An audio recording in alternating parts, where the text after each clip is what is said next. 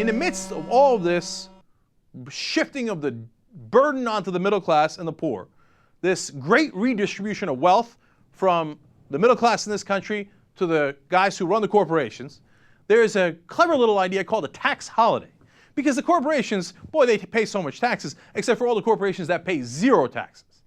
Except for ExxonMobil, GE, etc., who get taxes back from us for subsidies for doing things that are incredibly profitable in the first place, which is nonsense. So, but they need a tax holiday because they're too taxed. So what they do is when they make money abroad, they hold it abroad and they hold it hostage. And they say, we're not going to repatriate this money into the United States, and we're not going to create jobs with it in the United States unless you agree to our demands. And our ransom note is, even though taxes are 35% for corporations, we don't want to pay that. We want to pay about 5%. 5%. 5%. That's what they want to pay. The rate's 35%. By the way, the amount of corporate taxes paid in this country over the last 30 years as a percentage of the taxes paid overall has nosedived. It's down to like 6% of taxes. It used to be in the 30s. Payroll tax, the tax that all of us pay, skyrocketing up as a percentage of taxes that the country pays. Why? The corporations are shifting all the taxes onto us and away from them. So, of course, they want 5%. Who's going to help them? Well, Cnbc is going to help them because they represent the worst of the capitalists in this country. And, of course, Paul Ryan is going to help them. There's a program called Squawk Box, and Joe Kernan, or whatever his name is, and he can't get names right either, so he has no right to complain, is going to talk about this guy who's absolutely right, indisputably right in the New York Times, but he doesn't like what he's saying because he dares to challenge the might of the corporations, and Paul Ryan's going to say, oh yeah, you're absolutely right. And then afterwards, I'm going to give you the real facts. Let's watch. Everybody's talking about repatriation, which would also, if you reform, good idea. You reform the tax code. We got to have it every day. We got to have, instead of having repatriation every 7 years, let's have it every single day. But this is the kind of, you want to talk to demo guy. And here's the New York Times. I can't pronounce this guy's last name, but he says the last time we did this, the holiday, it benefited the 60% of the benefits of bringing the money back went to just 15 of the largest United States multinational companies, many of which laid off domestic workers, closed domestic plants, and shifted even more of their profits and resources abroad in hopes of cashing in on the next repatriation holiday. So that was what the attitude of this guy, the New York Times, they let this guy write the front page, here it is, front page piece, and right in the body, this is not the op-ed pages, but in the body of the piece says that the reason they moved things offshore was to cash in on this next repatriation. Not that it's a 35% tax rate right here. Not that if we lowered it to 25%, that there'd be no reason to do any of those things.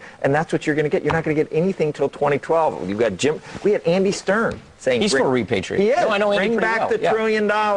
Why would you not? But I'm not going to bother trying to pronounce this guy's name. No, but the New York Times immediately points out, a lot of that went to shareholders. God forbid that happens. We are locking up so much cash overseas. Our U.S. tax system is so internationally uncompetitive. So, there's like the New York Times pointed out facts. But those facts would hurt our beloved corporations. So the repatriation that they're considering, well, like I said, would lower to 5.25%. That would be the tax. That's what Ryan says we should do every day. We should do every day. Every day the corporation should only pay 5% tax. Of course, the American middle class should pay all the taxes. Corporations should rise scot-free. So what are the facts? Here are some of the things that are pointed out. First of all, by the way, the repatriation would cost us $80 billion over 10 years. Somebody's got to pay that money at some point, okay? And if it's not them, who is it? It's you. So they're going to cost you $80 billion because Squawk Box doesn't like it. They want to protect their buddies. Now, they say, oh no, it creates jobs. My ass, it creates jobs. Let me give you the facts. Back in 2004, when they repatriated the money, here's what they did with it. Pfizer repatriated $37 billion. In 2005, 2006, so the next 2 years, they laid off 10,000 people. What happened? I thought they were going to create jobs. That's a lot of money to repatriate, and then you lay off 10,000 people. All right, Merck repatriated $15.9 billion, laid off 7,000 people. Hewlett-Packard repatriated $14.5 billion, laid off 14,500 people. Honeywell, $2.7 billion repatriated, 2,000 laid off. Ford, $900 million repatriated, 30,000 laid off. Colgate-Palmolive repatriated $800 million, 4,000 people laid off. How about Dell? Dell said, oh, no, you don't understand. We're going to create a plant here. And they did. Hey, look, that's the one shining example that the conservatives point to. In Winston-Salem, North Carolina, they created a plant. How much? They repatriated $4 billion. How much did they spend on the plant? $100 million. $100 million of $4 billion. Okay, fine, great. At least they did something, created jobs, right? When they asked Dell representatives, hey, would you have spent that money anyway if that money didn't come from the repatriation? They're like, yeah, of course we would have. Those plans were already in place. We're going to build that plant no matter what. You just gave us free money to do it with.